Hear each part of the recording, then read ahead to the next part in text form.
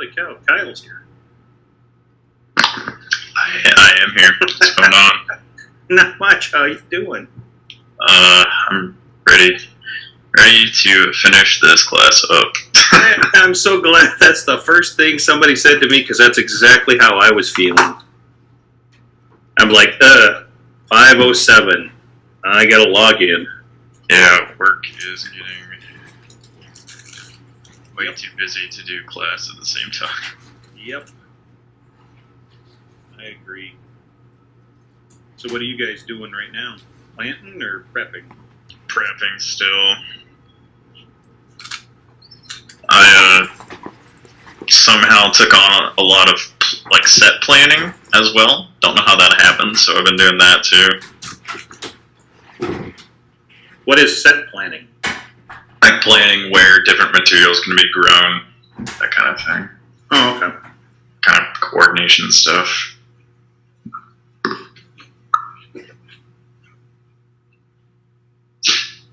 So has anybody looked at exam 3A? I know Emily and I did last night, but I just opened it. okay. I've looked. I haven't done anything yet. Now. Yeah, I watched that. I answered like number 1 and that was it. Okay. I see that yesterday's lecture finally got posted, what, like 40 minutes ago? Yeah, I just finished it. A lot of explanation in there because I only got to watch like 10 minutes of it. Yeah, he starts to go over the side or the exam. He's going to continue with it on Wednesday, but he starts to talk about adding the different markers, and he's going to add something about the linkage between them. Okay. Good. Yeah.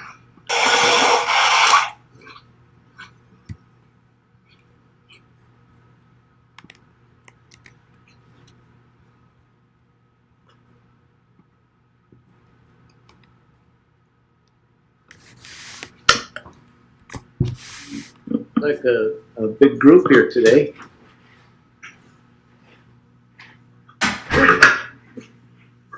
Evening. Hey, so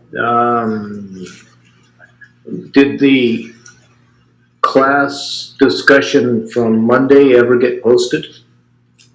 Yeah, like 50 minutes ago or so. Okay, it finally got done. All right. Thanks for bringing it to my attention. Yep.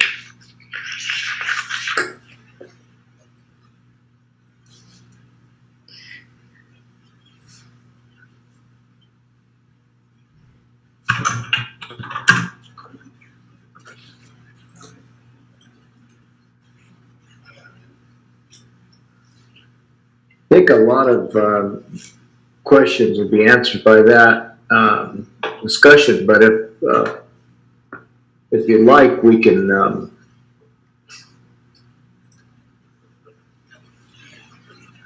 go ahead and pick up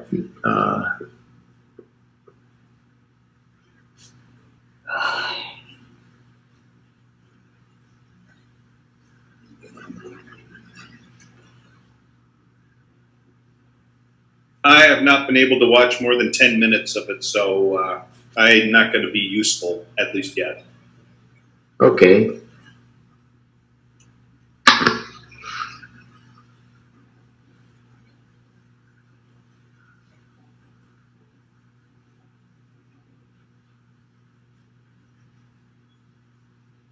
This first part of the exam you'll hear on the discussion is really about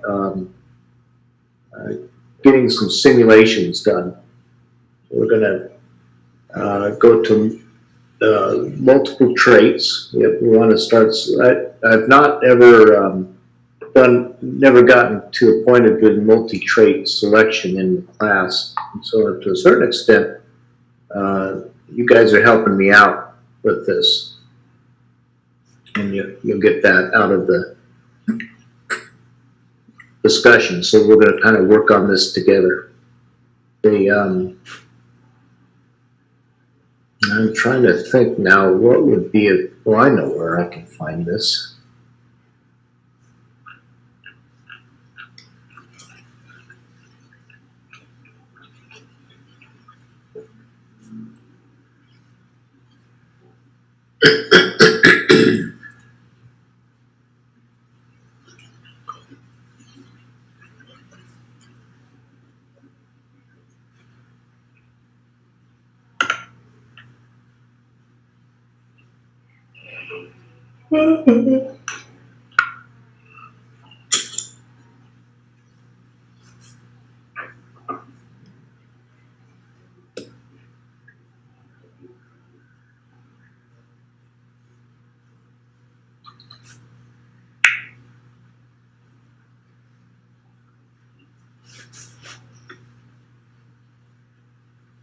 All right, so have you all had a chance to at least download the exam?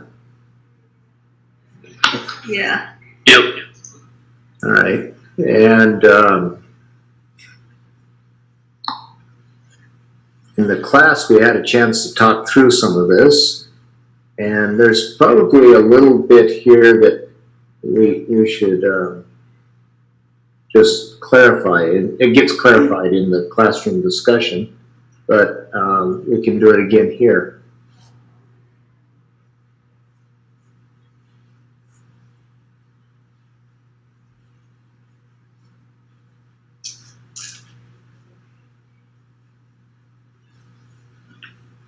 So I'm sharing my screen, and what we want to do is we want to simulate. By the way, most people have gotten really, I was pretty pleased by how well people are catching up with this and figuring out how to simulate. The additive effects in particular, dominance effects are something that are really kind of straightforward. But what I wanted to do then is say, okay, let's simulate a trait, but let's simulate some other traits also. And so we're going to have 3 traits in this breeding program. And as I mentioned in the classroom notes, I've got an ulterior motive here. And it's not entirely on the surface in my own mind yet, but it's something that has been bothering me ever since so there was a guy who passed away a few years ago, but he was in charge of all the plant breeding at Monsanto. His name was Ted Crosby. He passed away probably 2 years ago. But anyway, Ted at one point, and I was asking him something about to the effect of, what do you think plant breeders should do in the future? And he said, well, you sort of need to go back to the future. In his mind, is at one time plant breeders knew how to design programs. They knew how to design, and that's what they were taught to do. In fact, in 1980s, when I pursued a plant breeding degree, I spent enormous amount of time designing plant breeding programs. All of our classes were about designing whole programs. And we kind of moved away from that. When I first went to work, I thought, I'm going to have to design a program. And I didn't really. The program was already there. And I kind of fell into it, and I just had to keep it running. And that's kind of how things have been for 20 or 30 years. There's been little tweaks around the edges, but there hasn't been any major redesign. So, but Ted said, whenever we get a new technology or we learn something new about, some gene or functions of genes, or we transfer genes in, we try to do it in a way that doesn't really disrupt the design that we've inherited from previous plant breeders, and so we kind of shove it in wherever we can. We don't have any idea if that is an optimal thing to do. We just try to do it through a lot of trial and error. And he said, but in the future, we're going to have to, there's a day of reckoning coming when we're going to have to start asking, should we redesign plant breeding programs? And if we should, are we going to have people that know how to do that? It was something that worried him a lot. So in the back of my mind in this class, I want to make sure that you guys have got some of the simulation tools at your fingertips, so that it becomes time for you to start thinking about redesigning programs. You can start, you have some of the basics so that you can do that. And so that's part of the ulterior motive for spending so much time on simulation. Because in your career, there's going to come a time when, you're going to just have to say, well, I'm not inheriting a program. I'm actually going to have to design one. Now, I said that I sort of fell into a breeding program. That's not entirely true. I did have to design some programs, but for the majority of the cases, people that I worked with and other plant breeders that were hired with me, they kind of just stepped into programs that already existed. So anyway, this exam 3 says, we've got a new breeding program, and you need to select for 3 traits. And this kind of thing is happening, say, in soybeans in Manitoba right now.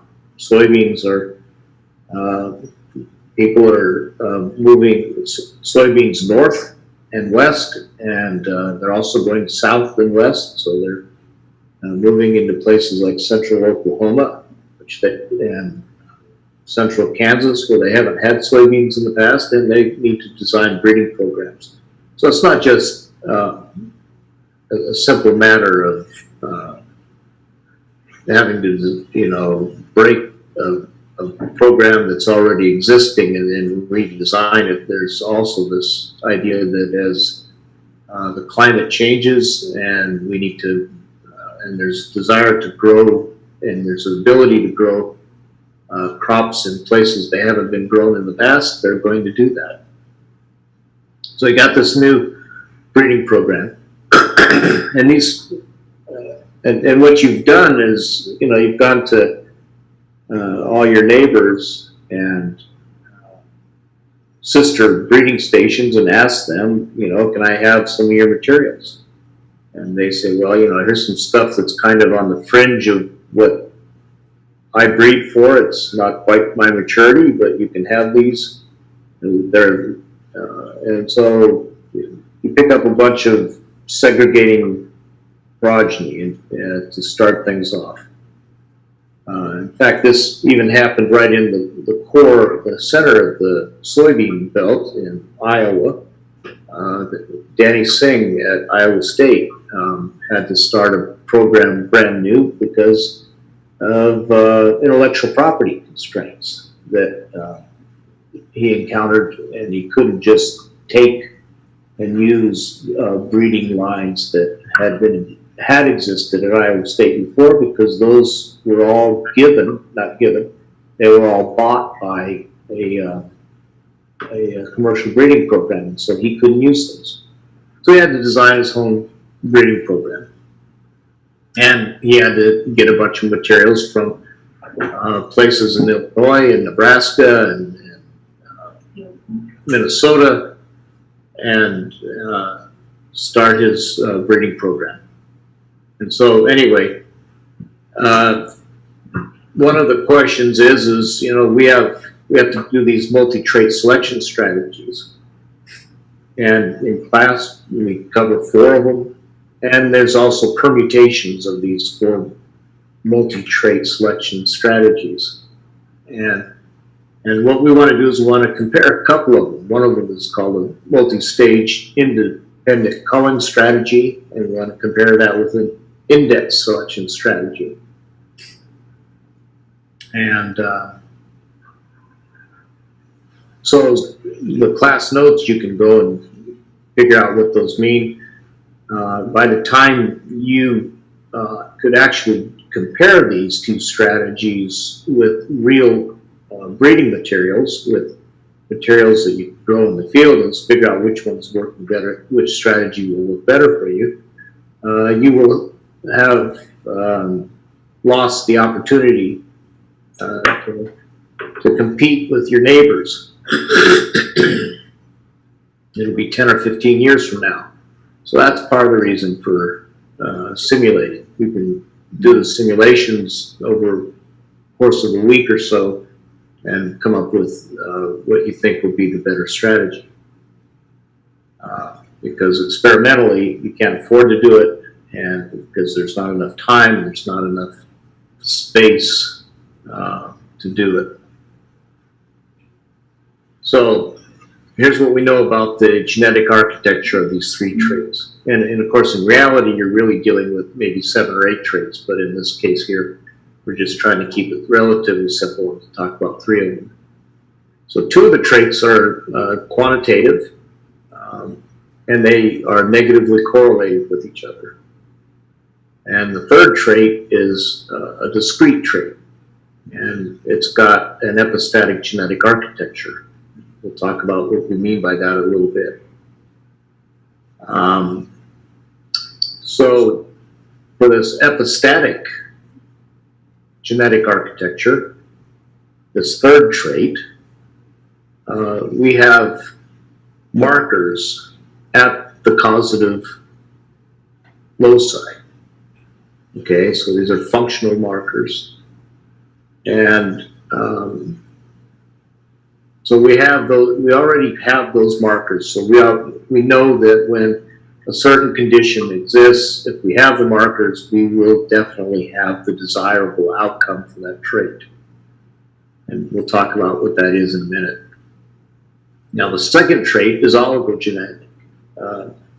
And you all probably haven't heard of oligogenic traits, but it's just a way, it's somewhere between single gene or monogenic traits and polygenic traits. Oligogenic traits are, you know, they're traits that are that have, you know, 3 to 5 loci involved in the expression of trait.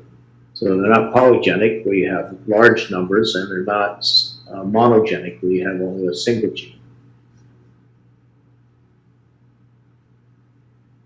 Okay, so it turns out that the 3rd trait, it seems to be negatively correlated. Now it's a, you know, as I said, it's a epistatic kind of trait with 2 genes, but it's seems to be that whenever you get the desirable outcome for that 3rd trait, you tend to have undesirable outcomes for your 1st trait. So it tends to be some sort of negative correlation there.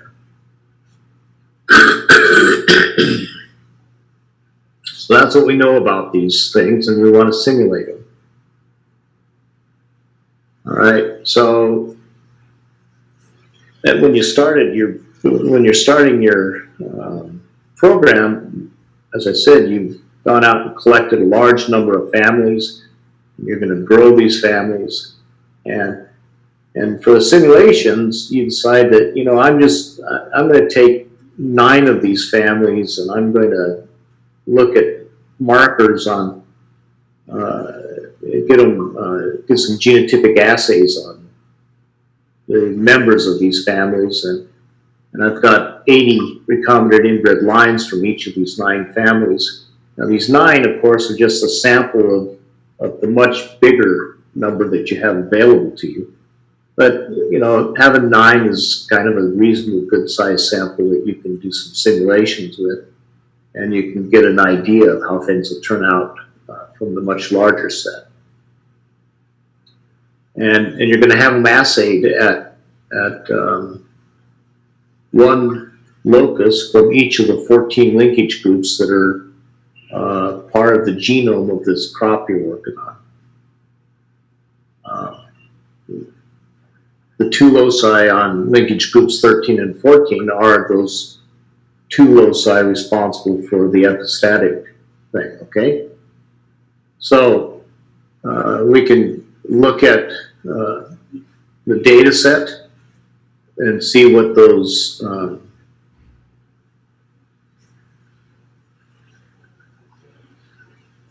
marker assays produced for you.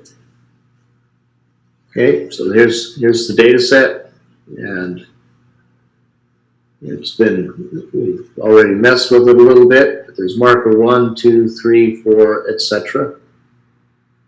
Right? And those are the scores that we got for each of these families. So there's 9 families, each of them consisting of 80 recombinant inbred lines.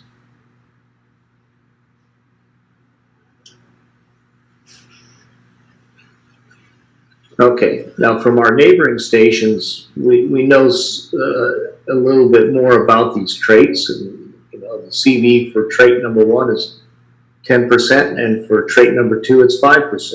Remember, trait number 2 is an oligogenic trait, so we have to make a decision. We have to say, okay, so that it's not simply inherited. It's not a 2-gene kind of thing, but let's just call it a 3-gene thing. But it's got to be negatively correlated with the first one. Now that negative correlation could be due to pleiotropy, or it could be due to linkage. Anybody want to suggest, or can you explain to me what pleiotropy and linkage is, and which of those you would prefer to simulate? Pleiotropy means that there's multiple genes affecting the trait, and so No, that's not pleiotropy. That's polygenic. yeah, sorry.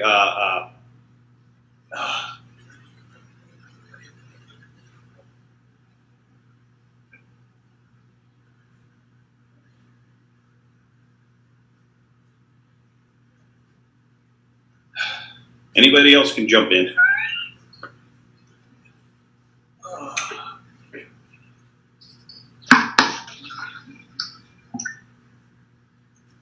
Well, I couldn't remember off the top of my head, but my good friend Google, Yeah. pleiotropy is when one gene influences 2 or more phenotypic traits. There we go. I was thinking the wrong direction. Well, you were on you were going many to one instead of one to many. Yep. Yeah, but it was the right idea. So you have one gene that influences 2 traits. Sure. And you can sort of imagine how a gene, let's say, influences production of protein by using a bunch of energy. And so by using a bunch of energy, that protein is going to be negatively correlated to yield, because you're using a bunch of energy that could be used for yield. So you can imagine how that would happen. So we could simulate pleiotropic, or we could say, and of course, if you've got a pleiotropic situation as a breeder, I mean, that's something you can't fix. Okay, you just can't fix that. It's like trying to fix stupid. You can't fix it. So it's not a very fun situation to be in when you've got a pleiotropic trait. So we could say something like gene 1 affects trait 1 and trait 2 and 1 negative, and that's why we get that negative correlation. That's right. Okay. Exactly. So that'd be a pleiotropic situation. And would that be, I mean, I don't know enough about soybeans, but would that be similar to the oil content versus protein content in soybeans? Yeah. There's a trade-off. Yeah, I didn't know if that they're was involved and they're involved in the same metabolic pathways. And so those kind of things do happen. Okay. You can also imagine that that what you think is pleiotropy is just tight linkage. Mm-hmm. Okay, so you could have some very tight linkage, and some of that kind of thing happened with the first Roundup Ready genes, where there was some very tight linkage between the first Roundup Ready genes and some pieces of DNA that the transgene got connected to in the materials that they back in, when they used black Mexican sweet corn as their transformation model. And you just couldn't shake loose some of that black Mexican sweet corn because it was those pieces of DNA just got back crossed in and you just couldn't get rid of them. And so you had this, what people call linkage drag. And I guess that's what it was. So we can, but you can fix it eventually. Eventually you can get a recombination event and things can work out. So from a breeding perspective, pleiotropy or really tight linkage is kind of a real headache. Pleiotropy from the perspective of simulation is really easy. You already figured out how to do that. You just said, okay, I'll change the sign whenever I have, a plus A for this trait, I'm going to make it a negative A for that trait. So for simulation, it's pretty easy. For breeding, it's a really big problem. But so for simulation, what I would like you to do though is to say, okay, it's due to linkage. We just happen to have, some desirable alleles for my first trait that are tightly linked to some undesirable trait characteristics for my second trait, and so I've got this negative correlation, but I can actually break the problem. I can break the linkage and go in the right direction. It takes a lot of work. It means I have to look at a lot of progeny for those recombinants, but there's a chance of doing that. And so I can make progress in both traits at the same time. But for the simulation, that's hard. That's hard to get, at this point, it's how to simulate a linked trait is going to be kind of hard for you, and that's one of the things that we're going to learn how to do this week. Next week we're going to learn how to do the selection, but this part A we're just going to focus on the simulation. All right, so first decision was that we had to say, okay, the negative correlation is due to linkage and not due to pleiotropy. Then there's also there's some other decisions that we have to make about these traits that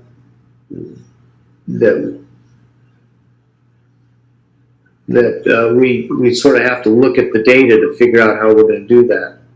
So the first question is evaluate the allelic frequencies at each of those loci and determine, whether, so you got these families from somebody else, from your neighbors, and they said, well, there were recombinant inbred lines, we got them, in the F4 or the F2 or the F6 or whatever. And so, question is, for each one of these families, what is the most likely generation that you got them in? Because that's going to help you figure out what the recombination rate is going to be between your loci. And so that means we just have to figure out, okay, what are the frequency of heterozygotes at these loci in each of these families? So you just, so that's what the first question is. Figure out when what's the most likely generation which these recombinant inbred lines were derived for each of these families. So, and you should be able to do that at this point. Now, the second question, though, is evaluate the genetic diversity among these RILs based on the genotypic assays at these 14 unlinked loci. Now, you've done that in ALA 17. You did a pretty good job, but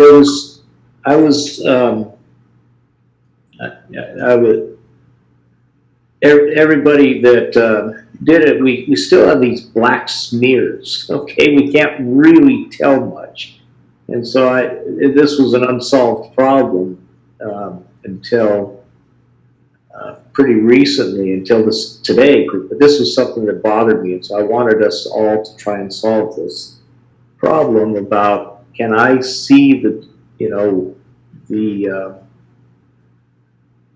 on the ends of the leaves of these trees, can I see what family that line came from? Okay, so I spent a good part of today working with somebody to do that, and I'm going to put this piece of code, make it available for everyone, and let's see if I can find it now.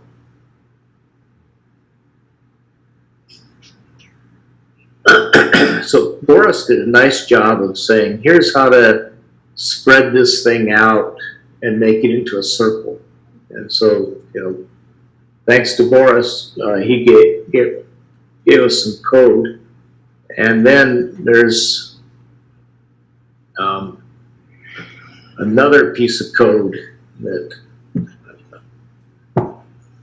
I developed today that I want to give to all of you that will do the same sort of thing. So today the 19th, is that right? No, today's the 23rd. Okay, there we go. All right, so I'll show you how this code works here in just a minute. And I'll go over this in class tomorrow also. So just so that you're aware that this thing works, I'll fire it up and use the data from ALA 17 and show it to you. So you open a file and my desktop.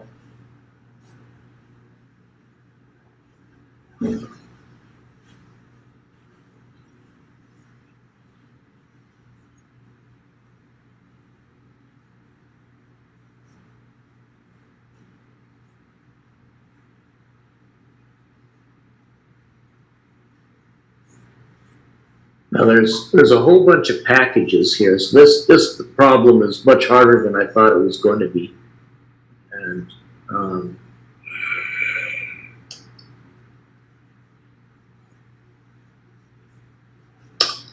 but all these packages now are in here,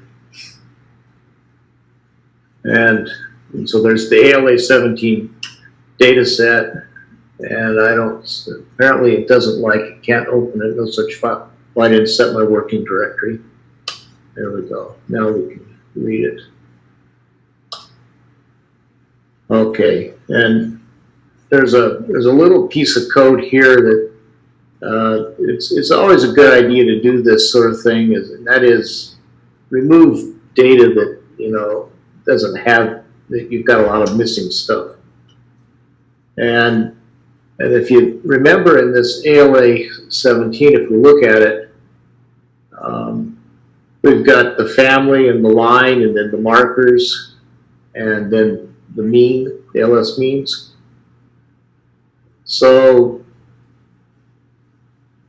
one of the things that I want to do is I want to say, well, they come from different families, different groups.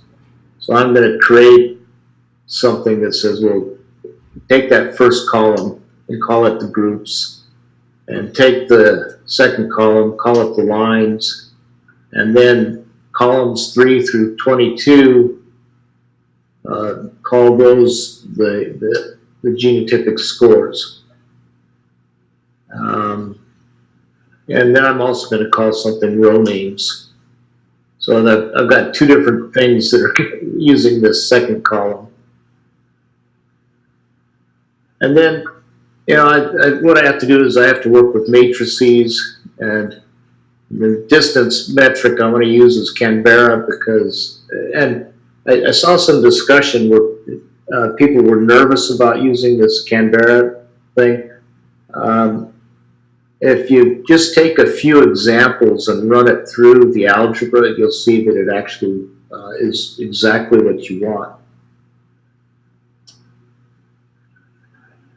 And then, we can use Ward D2, or we can use whatever clustering technique we want to use. Boris, didn't you use some sort something other than Ward D2? What was it that you used? I use complete. Use complete. Okay, so maybe we'll come back and try complete here in a minute. Okay. Now, the next thing we need to do is we need to say, well, let's create this object called, we want to treat all these data as though they are from a dendrogram. Okay, so, and right now all we have is this thing called cluster, and we don't have cluster treated as a special kind of data, and so that's what this is doing. And now I've got to, start putting labels on things. So I've got to put, the group A lines, and so that's what this is, and the group B lines and group C lines, and then we're going to have the labels that exist out on the end of the tree for group A, B, and C. And then I also have to, give it some colors.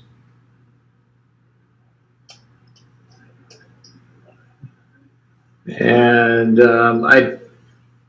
this branch color thing, I'm going to probably leave that out of there.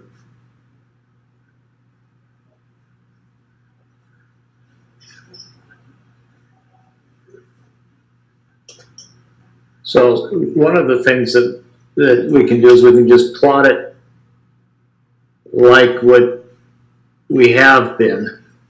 This isn't particularly good, but this says, well, we've got 5 groups here, and I can sort of get the idea that all 3 families, there's a family that's a blue family, a family that's a red family, and a family that's a yellow family, ABC. And we can see that they're kind of mixed in with these groups all over the place. And that's really what I wanted to convey, is that, or we can do it using this phyllo approach. This is an unrooted thing, or we could use a, there's another one of these. What was it called? Fan. Fan. F-A-N. F-A-N, yeah, that's what you liked. So we can try it that way.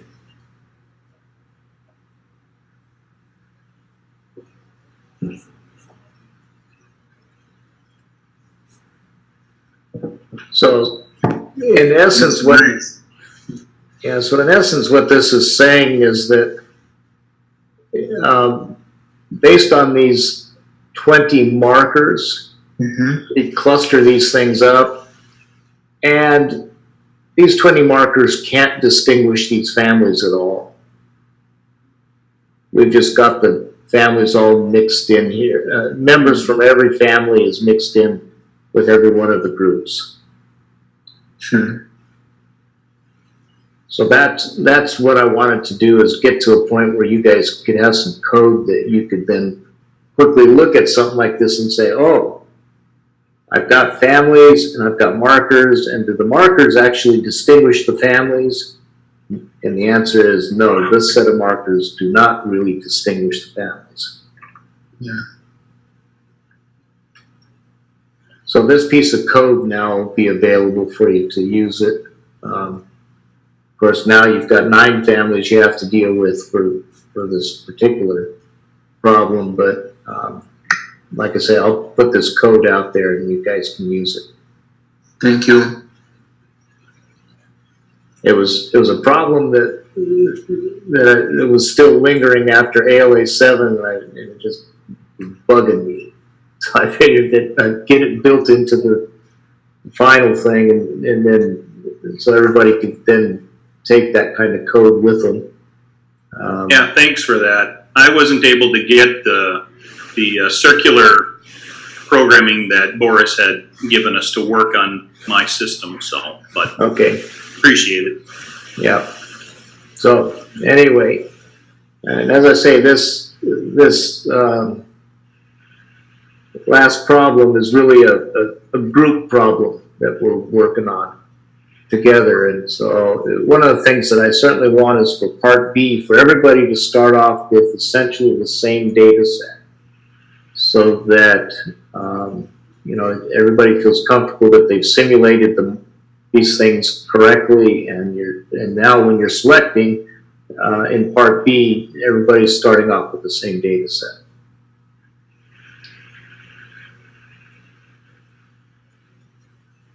This is as much an assessment of my ability to teach as it is for your ability to learn.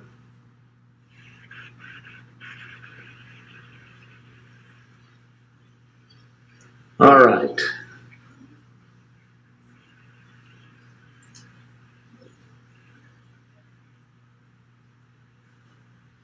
Let's go back to the document. So now what we want to know is we want to use what is known about the genetic architecture of each trait to simulate these genotypic values, okay? And I say here that you have to add 5 simulated loci to the assayed loci. And so I've made places for where you want to do that. And the question is, why do we have to add these 5 extra loci?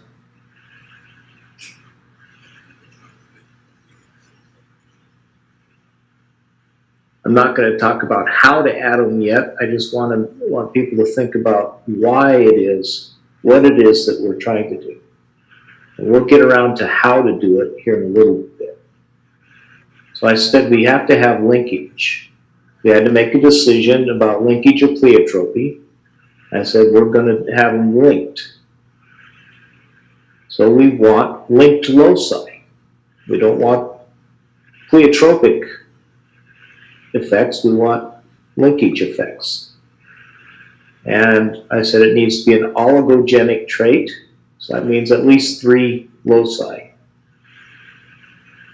Okay, and so it's going to be linked to some of the loci for trait. So trait number 2 is going to be controlled by loci that are linked to loci for trait 1. But it's not all the loci for trait 1, it's just some of them. So and that we have to add at least 3 loci, and they have to be linked to the loci that affect trait number 1. Again, these markers, as I said, they came from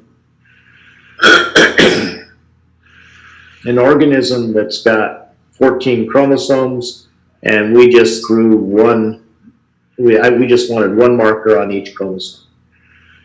And we believe that the first trait is influenced by at least 14 loci. It's probably more, but right now for our simulations, we just want to see, can we make progress under sort of ideal conditions. And so these are unlinked markers 1 through 14, but now I've got to make some that are linked. And then I made space for 2 more. I've got space for a couple of loci that are linked to these this epistatic trait. So remember, marker number 13 and 14 determine the outcome for trait 3. And so whenever there's a TT-AA combination at this marker number 13 and 14, then we have resistance. Otherwise, we have susceptibility.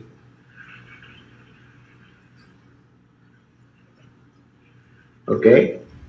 And there's no environmental influence on this thing at all, other than escapes. You know, if you're not in an environment that doesn't have the pressure, you don't have to worry about it. Right now, we have a binary outcome, and it's epistatic, and it's there's only one of the conditions where you have the desirable outcome, which is an R, and otherwise you have an undesirable outcome, which is an S. Okay? So that means, but this thing, whenever there's an R, trait number 1 is not going to be happy. It's not going to be going in the right direction. So we need a locus that's linked to these 2 loci. We need 2 loci that are linked to those 2 that where we have the outcome.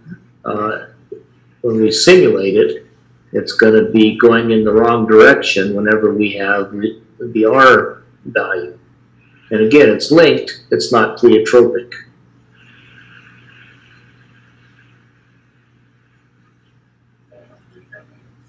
That sort of catches you up to where we got to on Wednesday, doesn't it, Boris? I don't think we got much further than that.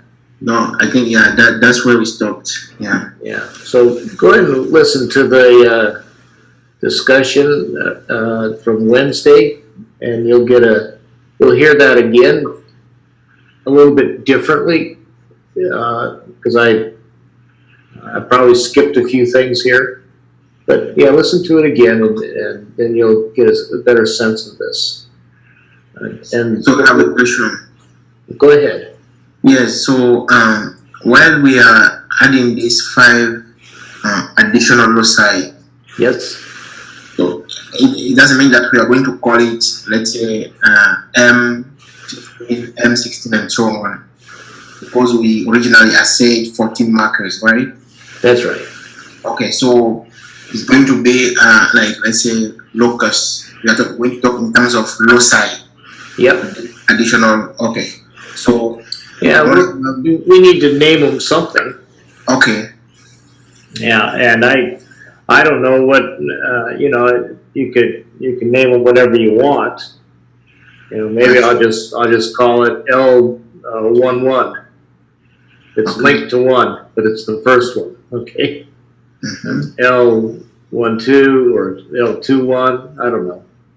All right. Yeah, you've got to name them something. That's right. Okay. Thank you. Yep. And we'll on Wednesday we'll talk about and how are we going to create scores for this thing here that are linked to marker number 1. I want you to think about that a little bit before we get there on Wednesday and say, how would I I guess the other thing we did in class is we said we want them to be fairly tightly linked so that it kind of looks like pleiotropy, but it's not pleiotropy.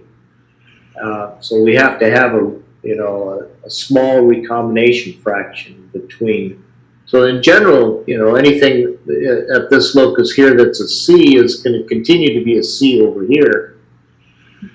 But occasionally it's going to be the opposite. Okay, every so often it's going to be a TT. It's not going to be CC all the time.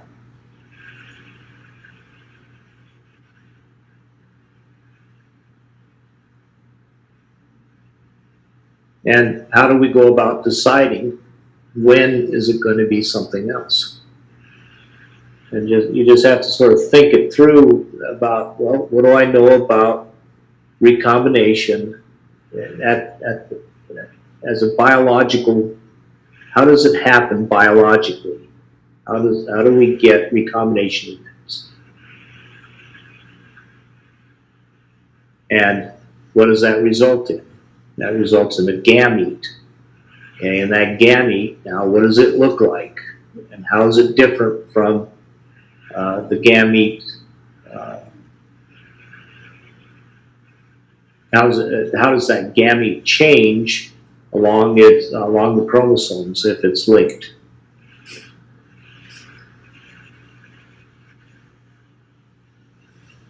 Because that's what we're going to do, is we're going to simulate that biological process of linkage.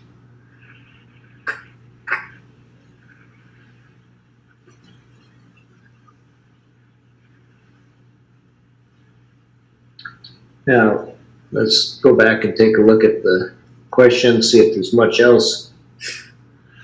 Okay, so beyond that, everything else you guys, once we get that linkage problem solved, the rest of this, you guys will know how to do that.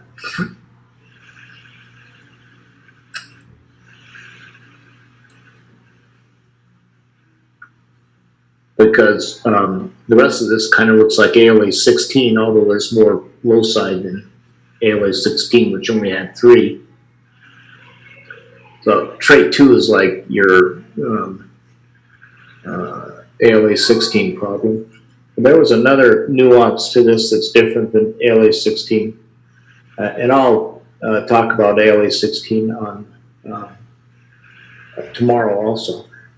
Is Leanne here part of this group today? I don't see her, no. Okay. Anyway, there were, I'll cover a couple things about ALA 16 on Wednesday also that will be somewhat helpful in dealing, because this piece here is very similar to ALA 16.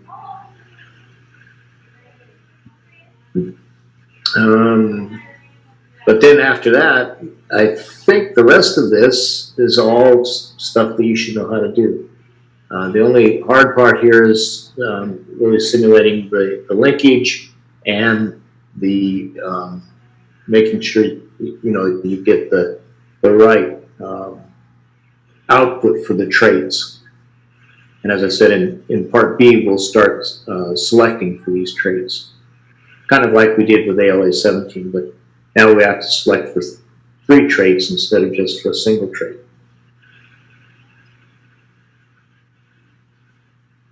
Any other questions at this point?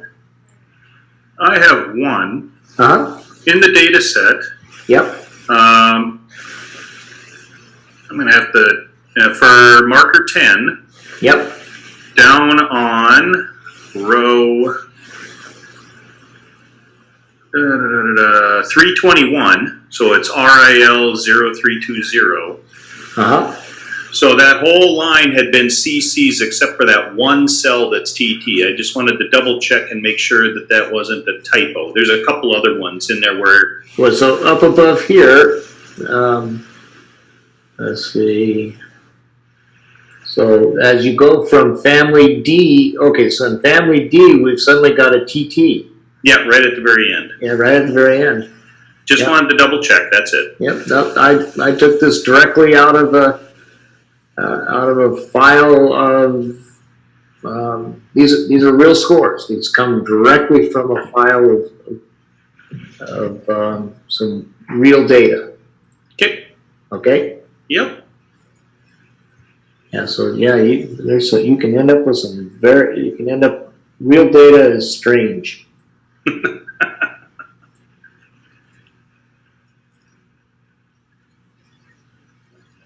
That was the only thing I noticed. Okay, well, that was good. I'm amazed you caught that. I would never have seen that. How did you do that? I started looking for non-segregating loci Yeah. and by family, and just happened to run across it doing that. Yeah. So that's the other thing that, as I said in the class notes, up till now, what we did is we simulated as though the genetic effects, the genotypic values, depended on the family background.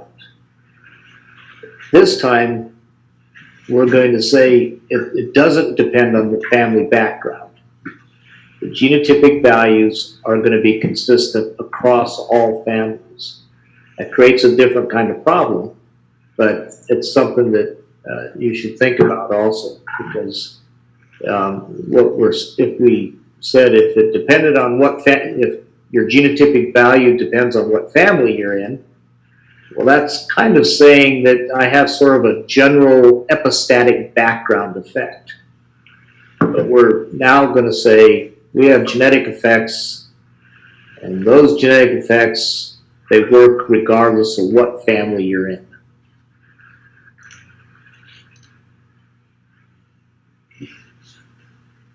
Okay?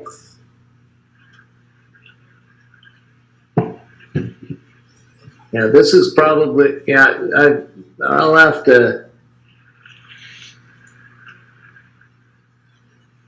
I'm going to go take a look at this RIL 320. I have to go back through all the decoding of all this stuff, but so that, what family 4 that would be.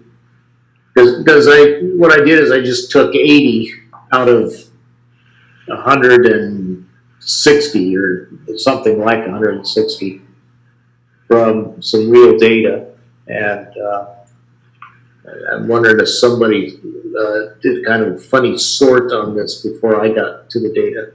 Okay, there's 4 of them in there that are exactly like that, to where the very last one is different from all the rest. Yeah. All right. Good.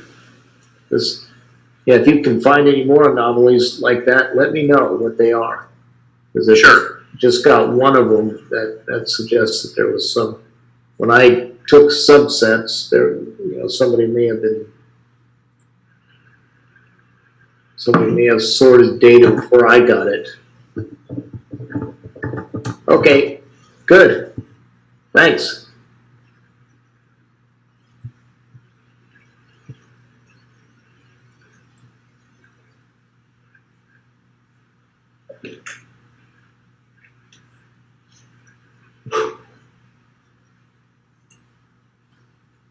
And Forrest, I'll see you tomorrow, and everyone else can. I think you can probably take care of problems 1 and 2 at this point, or questions 1 and 2. Sure. See you tomorrow. Okay. Bye-bye. Bye. Thanks. Thanks. Yep. You bet. See ya. Thank you.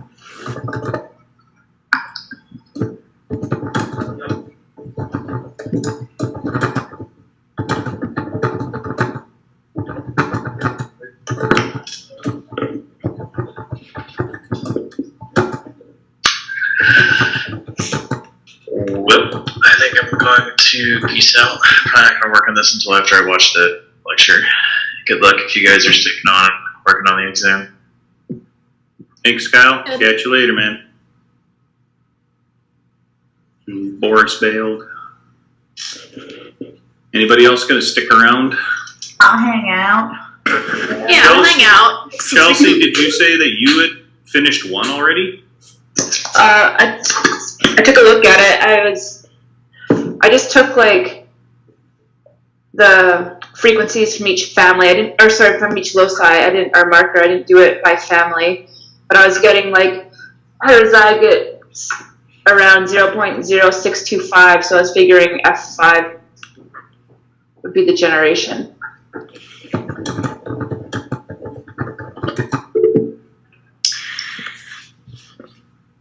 Okay, yeah, I got the same too, that it was about 0.063 is what I got for all the heterozygotes.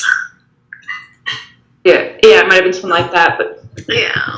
it was closest. I think that was the closest, like, for if you just did the calculations for what you expect heterozygotes to be at each generation. F5 was the closest, I think. You Yeah, I said got 0. Sorry. you guys said that on a per marker basis? Yeah. Okay. Yeah, I guess I got 0.0636 is the average between lines or between markers. Okay, I had 0.0639, so maybe it's just my rounding. Because I've got a bunch more past that, but. I guess, did you include the NAs? I included in the total because I just like did a quick like pivot table and then just Okay. divided by that. I took those out, so that's probably the difference. But Yeah, still, probably. basically the exact same. Yeah. And that would be Chelsea, F5. is there a simple way to get rid of the NAs, or did you just go and do it by hand? I didn't even get rid of the NAs. I didn't count them like. Oh. Or I guess I don't know. I just left them in and I just did the total like. Or is it number- Emily that took them out? Yeah, Emily did. Okay, Emily, was there a simple way that you took the NAs out, or is it kind of by hand? That was Michelle talking. Or Michelle. Oh, that was Michelle. Okay. Oh, sorry. Yeah, so I actually didn't do a pivot table this time. I had just like filtered on each, so I took the long way. Okay. Sorry, I wasn't paying attention. I emailed Dr. Beavis the data set with the 4 anomalies, as he called them. So maybe we'll get a new data set. It shouldn't make a big difference though for that. I don't think. I don't think so. I think you're right. It's just whether or not they're segregating or not segregating. Yeah.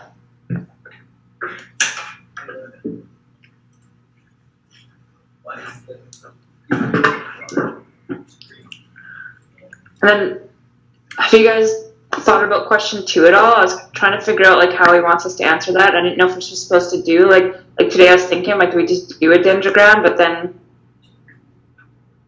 I didn't know if he wanted actual numbers. In which case, I don't know how to do that from like clustering. I was going to ask that question, but it was a very guided discussion today. He had lots to say. He seemed to kind of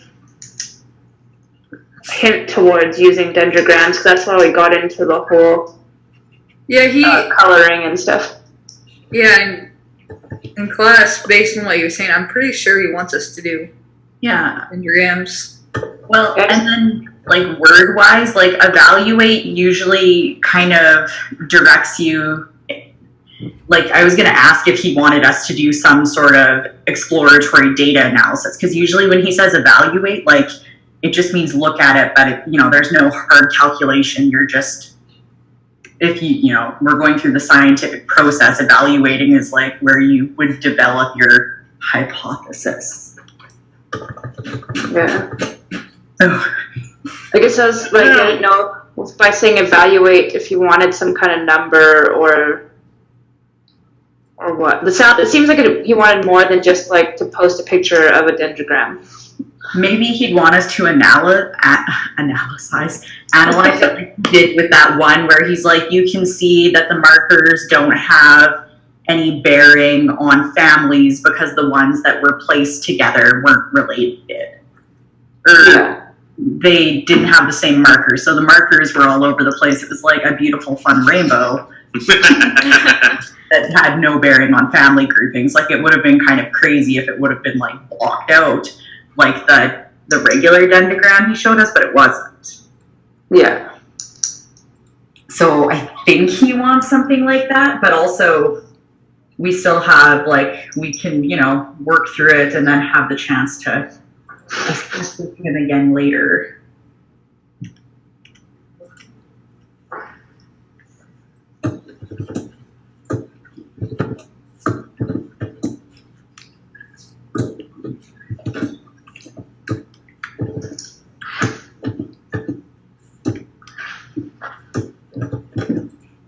I was looking all day for them to post that lecture because I had like a bunch of threshing to do for stuff that needs to get turned over in the greenhouse right away. Ah, yes. It'd be perfect to just watch that lecture while I'm threshing. Yeah. And then I think it popped up like just as I was about to leave work. Yeah, I was waiting because I was kind of in a similar spot, and then I finally just emailed Beavis around like 1 Central Time, and he got Todd to post it finally. Jeez, Todd. Jeez. That's good that we have Todd to blame. Well, it's weird because, like, Jacques and I are in 523, and that lecture was this morning, and that's usually posted, like, within an hour of it being done. Yep. I find this course, it's very, like, hit and miss. Like, some days it's up within an hour, and other days it takes 2 days to go up. Yeah. So, for the markers, did you have a range of kind of .063 to .082? Yep. Okay. I guess that's still less than... Yeah, I guess there were some like .04 for marker 3, but the ones you listed were my marker 1 and marker 14. So for marker, you guys were just like tallying up the count, so how many P's, Q's, and PQs there were? Yes. What about, now you also took into account that there were heterozygotes in there, right? Because some of them are in there. Yeah, I just found the number of heterozygotes and divided that by the total. Oh, Yeah, that's what I did too. geez, that's a lot easier than what I'm doing. I'm counting out everything. Because then, like, each generation, you just do, what is it, like, N, Yeah. oh, what is it, 0.5 to the N or whatever? Yeah, which would be like your PQ type thing. I'm just special. I want to do things the hard, long way. I was going to do it the long way too. Determine the most likely generation in which the rills were derived.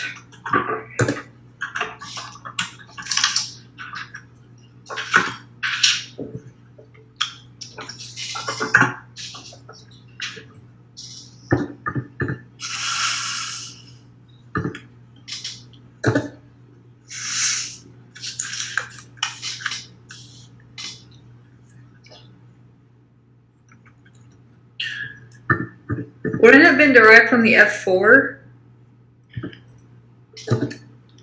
Yeah, that's what I was just thinking. I just wrote it out because yeah, F4 would be 93.75, right?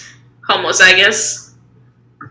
So that'd be right around that 6.25. Does somebody have a handy chart for that? Because I'm always looking for my stupid... I have it here. I can try to find it in my old notes. Yeah, I always go looking online because I never have it handy and I can never find anything. I had it at the F5 because I had the formula of 0.5 to the N, which, like, for F1 ends up being 1 because they're all heterozygotes. And then F2, 0.5 to the 1. And F3, 0.5 to the squared. F4, 0.5 to the 3. And F5, 0.5 to the 4. Now, does anybody have an argument for or against taking all the NAs out? I took them out. I mean, Right, I know you did. I'm just saying, is there anybody for or against it is what I'm saying. Is it better to leave them in? Does it matter? I don't think it matters. You still get it close enough. Yeah, no, I mean, I had like 0.0639, and then what you have like 0.0636 or something, so it hardly impacts it. Just was wondering. Because we have to have a uniform data set. Okay, so you said 0.5 to the 4th gave you that, but that was the 5th generation? Yeah. Because the first, like, F1 would be 100% heterozygote. Mm-hmm. Oh, yeah, okay, that makes sense. Are Are you doing these just across each marker or by family? Just across each marker. Okay. So let me share what I've got. Tell me if is that essentially what you guys have done? Like I said, I kind of went the long way, so. Yep, looks good. Okay. But I took the NAs out. But Yeah. this way I could add them in if necessary as well, but the point being that now we know what all the individual markers are, or loci are. But, so you're saying you're going to go with what, the highest or the lowest to try and figure out the F, or it doesn't matter? Did the average off of it. Just the average between them all? Yeah. And then it's just a matter of choosing which one it's closest Yeah. to. Well, I'm kind of wondering if family wouldn't help with this, because maybe it's more, I don't know, there's a higher number. Like the M1 marker might be 0.06 and the M3 marker might be 0.04 because one family is there's no segregation. I don't have it marked in here, doggone it. I put it in the other one. So anyways, I'm just saying if there's a non-segregating line in like two families out of all of them, I wonder how that might mess up we might have to do it by families, but I know, everybody's favorite thing to do. But considering the Rills are essentially a family that... Yeah, I mean, he's just asking for the Rills. I don't think it seems like he's asking us to break it out by each family. Like, it's a population that we're working with that should hopefully be similar, even if we have multiple families. So your average was 0.063989? Yeah. Yep. Okay. Good enough.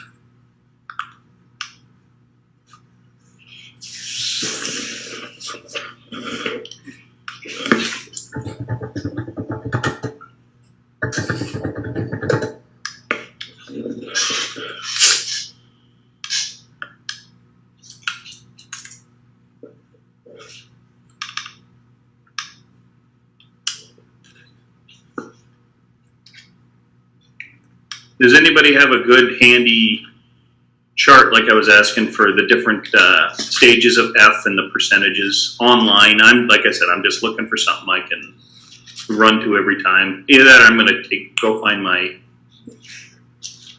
reference material and scan it in right here at the end of class. You should get it tattooed on your forearm. I'm wondering, that seems like it needs to be. Gee. Practical, straightforward, there when you need it. Yeah, and then the next day they'll come out with an algorithm, so it'll never have to be worried about again.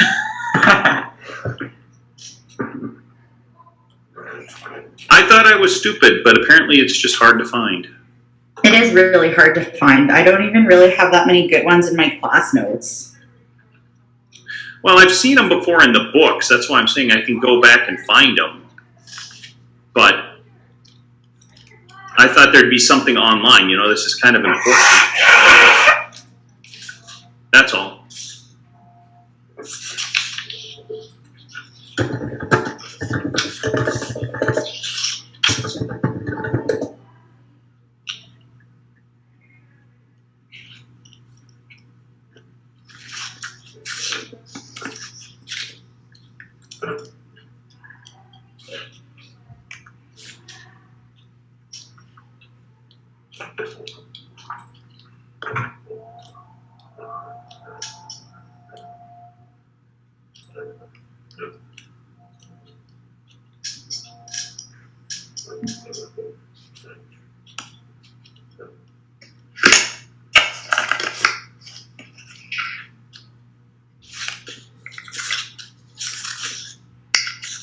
Here, I found the one from 520.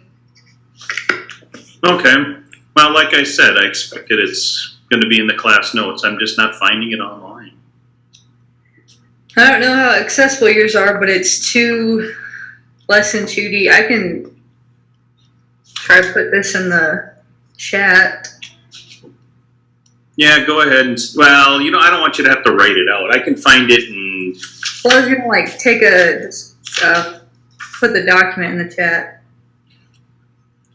yeah, sure, if you want to, if it's easy enough, go ahead.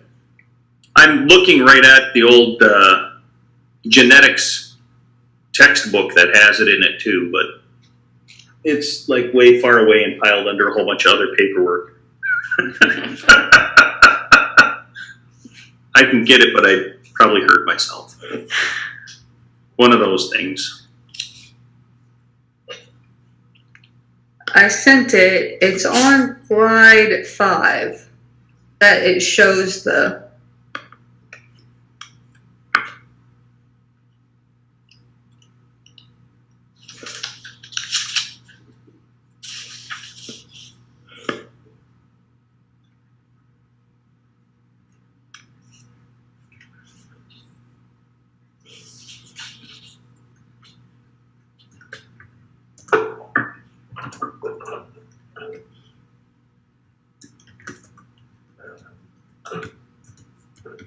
Oh, I see. Got it. That's what you meant. You're much smarter. You know how to look. Yep, that's exactly what I was looking for. Thank you. You're welcome. Just take a little screenshot of that. And all will be right.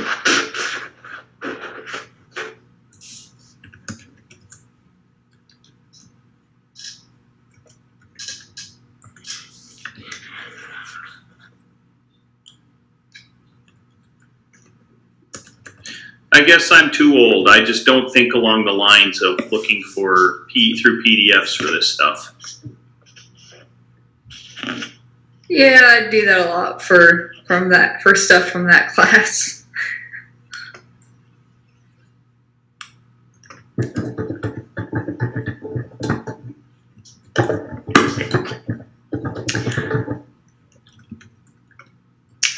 Do you guys plan to get on tomorrow night? I would like to. Okay, that's what I was just thinking, because after tomorrow's lecture, hopefully we can get past question 2. Mm-hmm. Hopefully. Yeah, Emily and I are going to be doing at least starting to do some stuff with 523, so I'll be on eventually, but. Okay. Yeah. I'd like to try and have a semblance of a weekend. Yes, that would be nice. Oh, I agree. And I feel like this really isn't that bad. We just have to get through those 2 questions, and then it'll be a piece of cake. He was kind of indicating to the 4th question, but okay, I'll believe you. I like your optimism. Well, yeah, 3 and 4. But if we can get through 1 and 2 today, then 3 and 4 are the hard ones, and after that, it's a breeze. Sure.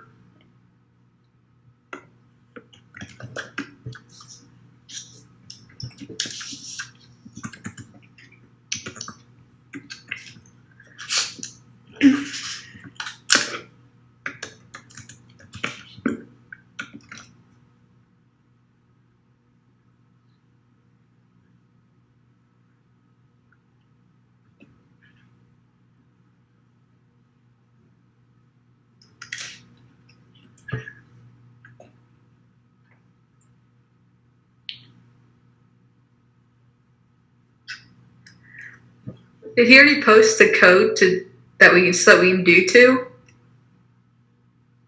That was gonna be my next question. I don't know. I was looking. I haven't seen it yet, but No. Yeah, I took a look right after he got off and I wasn't finding it. I didn't screenshot it because I was like, oh, he'll share like a nice little file with us. I actually did do that. Yeah, I have a couple screenshots. Oh, good. I don't know if I'm really typing that out though. If he is going to give us the. Yeah, exactly. Well, it looks like there's something up now under selection and genetic gain. Color labels and clusters, ALA 17. Yeah. Good. But I haven't opened it, so no promises. It sounds right. Exactly.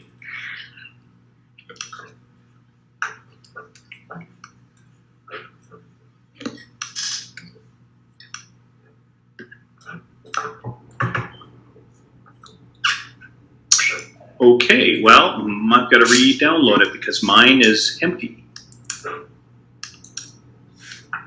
What if they're all empty? Oh, don't start. That's where I'm at. I've spent most of my week so far, the last 2 days, that is. There we go. Yes, that is what he said he was gonna. That's exactly what we need. Woo! If you can't find it, I'll tell you where I found it.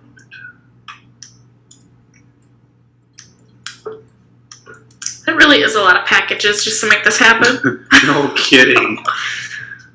Although it looked really nice. This is what I was kind of hoping to try and find last week. I want to find things in my life that I can turn into graphs that beautiful. I'll be like, here's the band's finances for this year as a dendogram. They'll be like, that doesn't even make sense. I'll be like, but yeah, isn't it beautiful?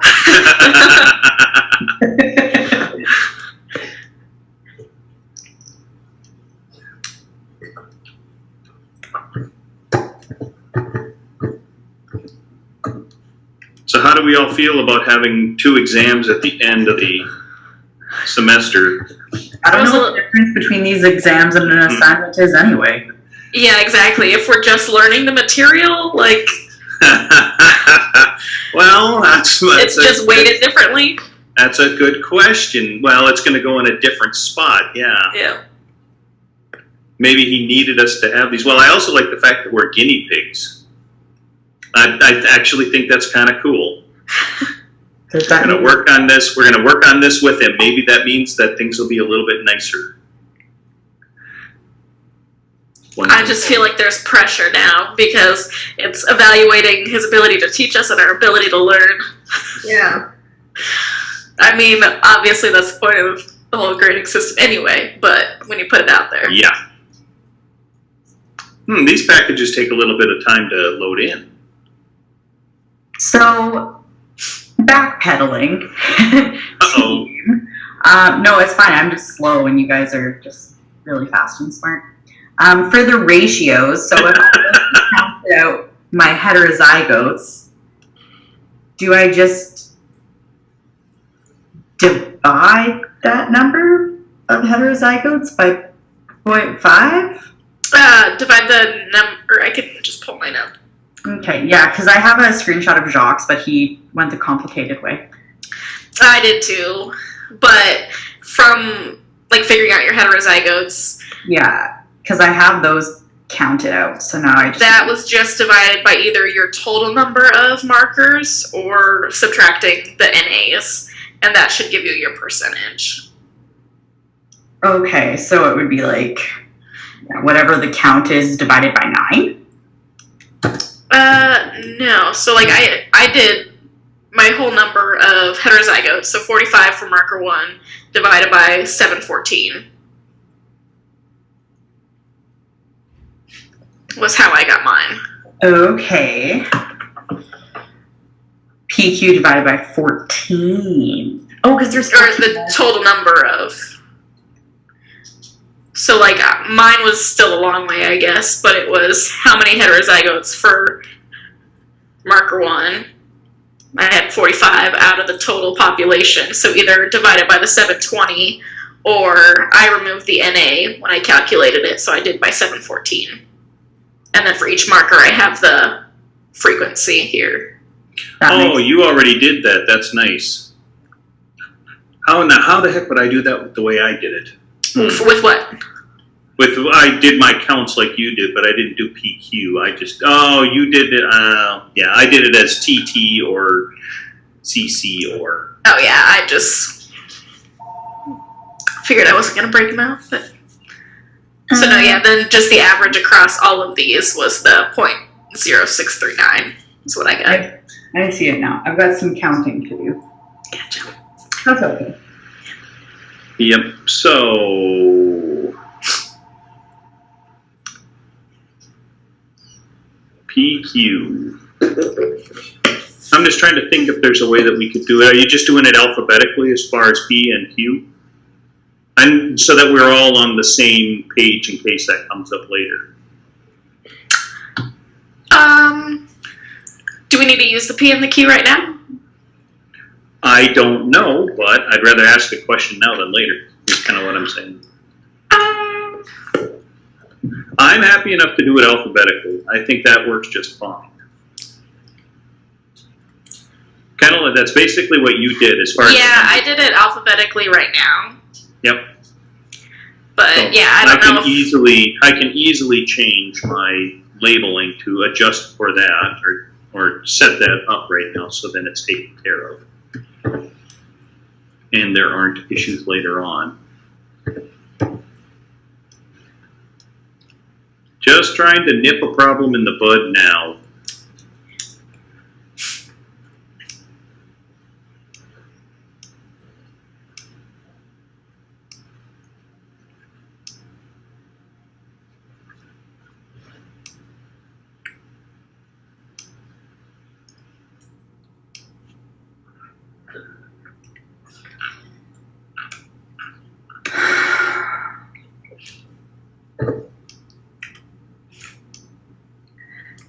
When you import your data to R, don't forget to do the NA strings thing, because the NAs.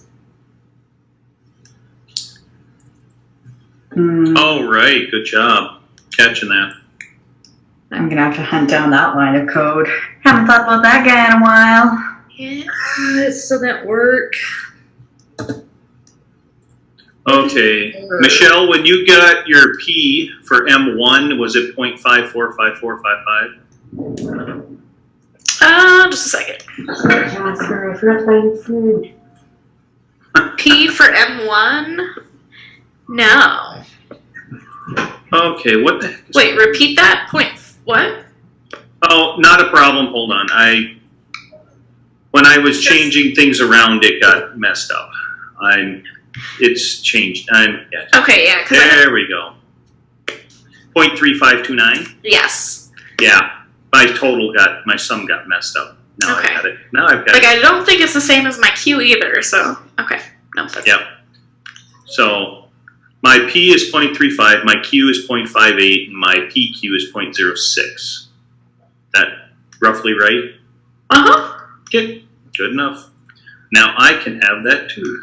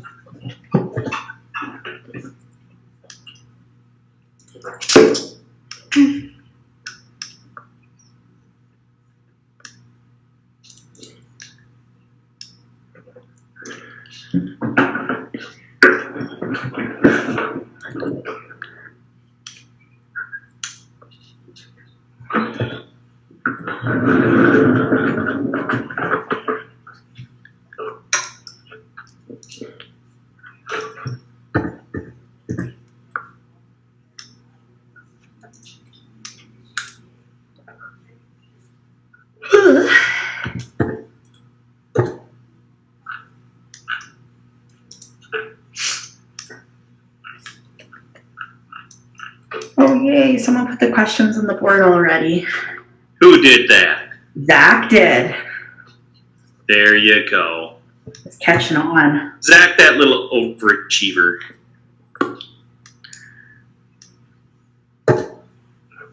No, it's the organization. Once you get a taste for it, you can't go back. It does help a lot. Yes, it does. What do I specifically need to know right now?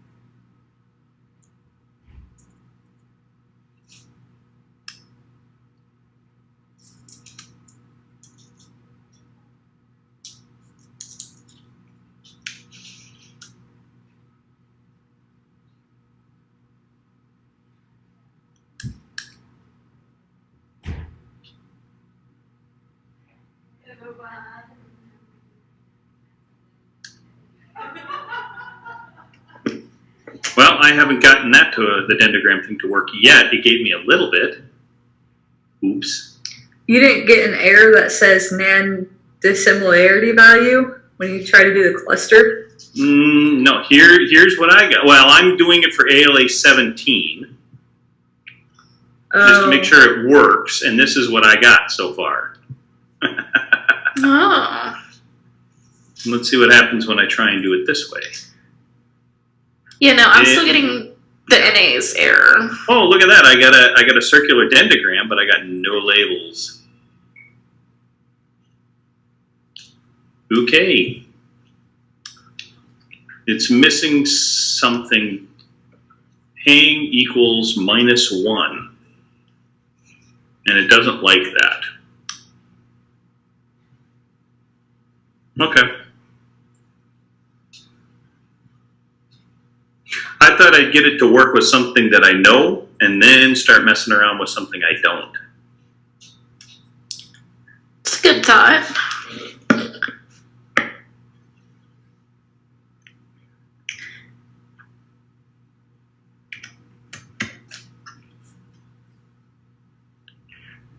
Okay. To jump off, but did he post our code somewhere? Yeah, under the simulation or the selection and whatever the last module is, selection and genetic gain. It's under that folder. Thank you.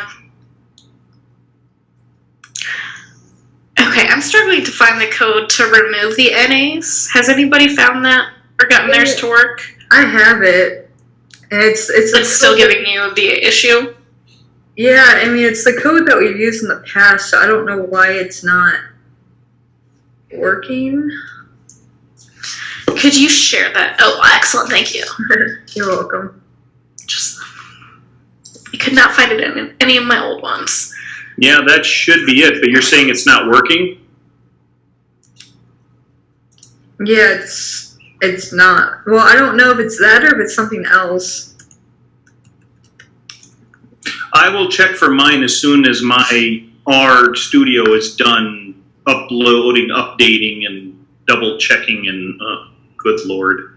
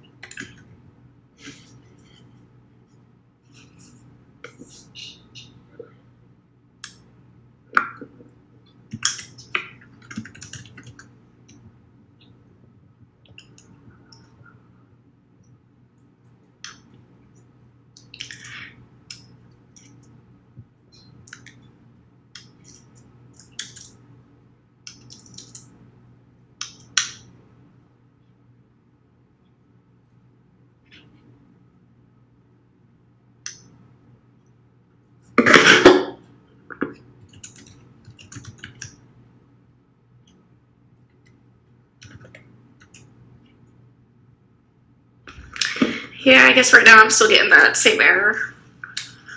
Let's see what's up.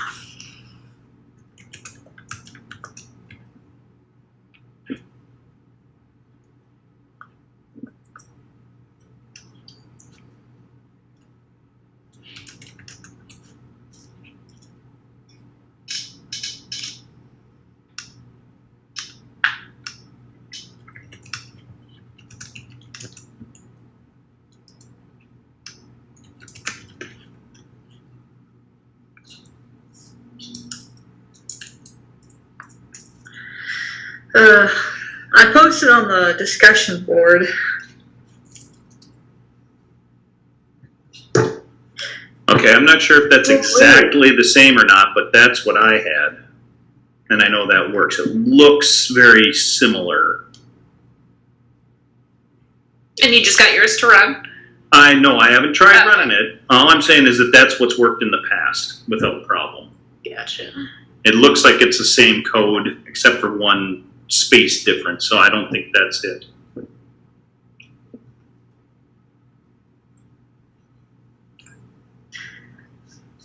I don't know, I might call it quits in a minute. See if he approaches this in class. Yeah. It's been that kind of a week, hasn't it? Well, it's just, I don't Can't do a lot anyway. So I don't want to spend a ton of time on it if it's going to be wasted. Yeah. Oh, but we're all here now.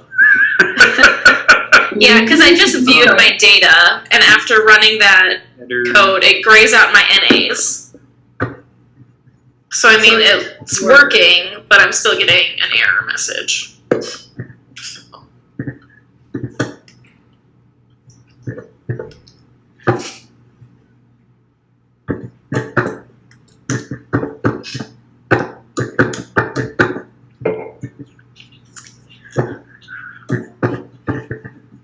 And did you just put like the rails and the markers in, not the families at all?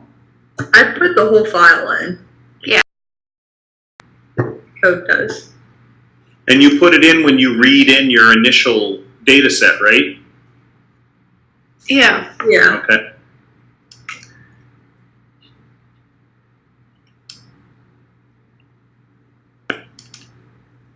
I'm just digging through it right now. See if I can.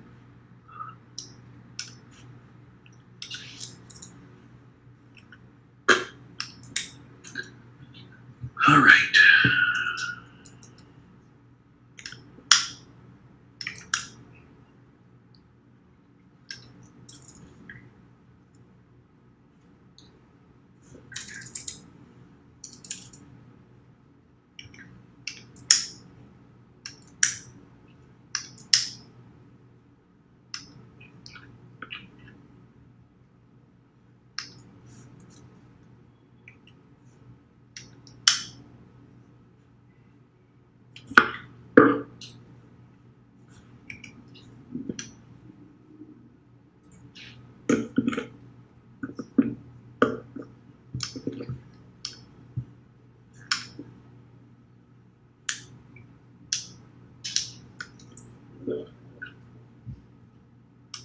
So for question 1, are you just going to tell him what the average of the heterozygotes was and the generation? Or are you going to put in a table to show all of the allele frequencies? I did put in the table, just showing like that, what I basically showed in my Excel file. I just copied that over for now. I'll probably just leave that with everything in it. Okay. Did you include like the homozygotes and the heterozygotes, or just the heterozygotes? I do have everything. Okay. I should probably do that. I mean, he's not asking for it. So you guys didn't just do the allele frequency. Okay, when you guys do fast cluster and attach it, do you get a following object is masked?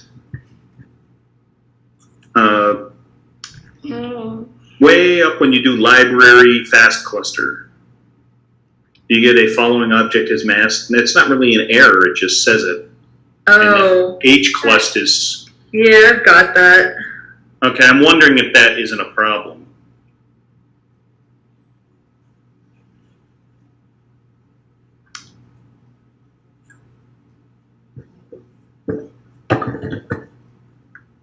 I don't think I got it.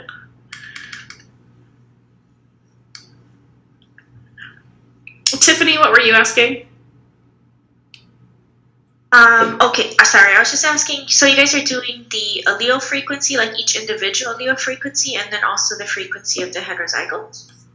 I have that, yeah, just because when I was going through it, I just did them all. Sounds good.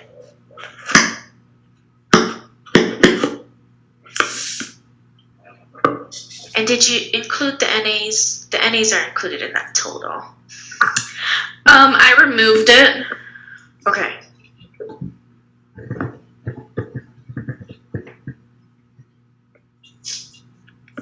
It doesn't make a huge difference. I think we said it, like one of us had it and one of us didn't, and it was, the difference was one was 0.0639 and one was 0.0636 or something, so Okay. it's essentially the exact same thing. Yeah.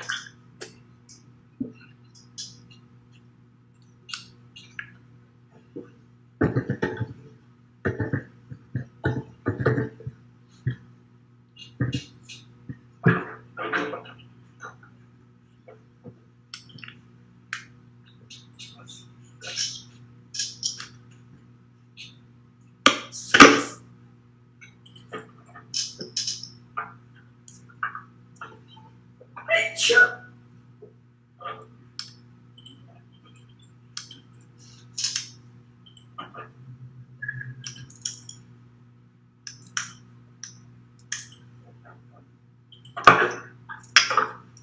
So I just want to make sure my calculation is right. For the first one, did you guys get something close to 0.0625? Second. For the head frequency. Yeah, at 0.0639, I took all the NAs out. Okay. Thank you. Just making sure I'm doing that right.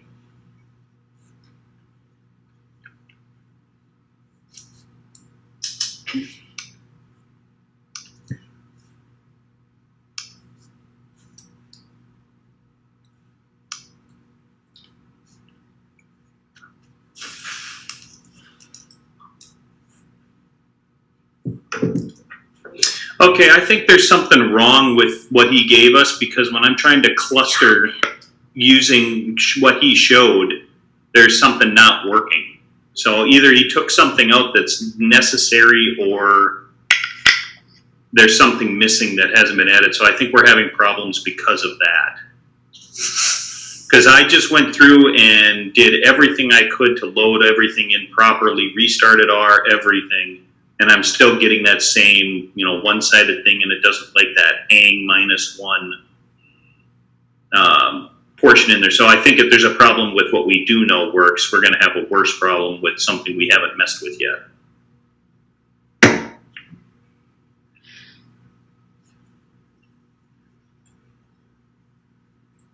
I will post something on the discussion.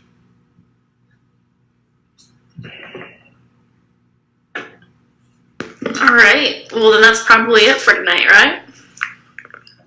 Probably. Yeah. We're at the dead end. Yep. I'll plan to probably be on tomorrow at 6. That way it gives me time to watch tomorrow's lecture first. That works. Yep, as long as it's posted, right? Yeah, exactly. Say that. Okay. All right. Yeah, and I'll plan on being on after we're done with 523's kind of study session. But Emily, I don't think it's going to go too long tomorrow night. Yeah. And we'll figure it out from there. So we'll be on, or at least I'll be on after that's done, whenever that is. That starts at 6 o'clock. Did I say 6 or 7? You said Central. 7. 7 Central. So yeah, maybe I'll stop in on here first and then jump over there. Sounds good. All right. Have fun. Okay. Night. Good night. Night.